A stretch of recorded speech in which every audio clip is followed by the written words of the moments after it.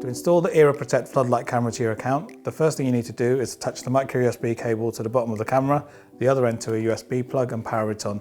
You then need to open the ERA Protect app, and from the camera dashboard press Add New, choose ERA Protect Floodlight Camera and follow the steps to add the camera to your account.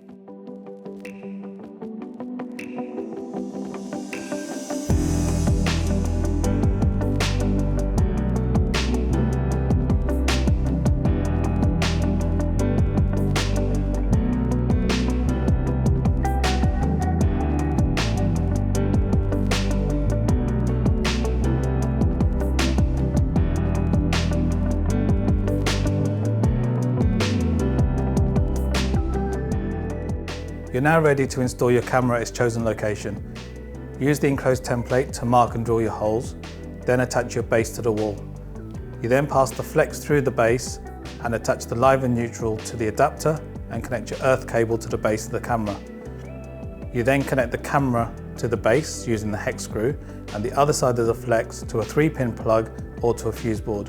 If you are connecting to a fuse board, please note that this needs to be done by a qualified electrician. All of our products come with handy quick start guides, which you can refer to throughout the installation process.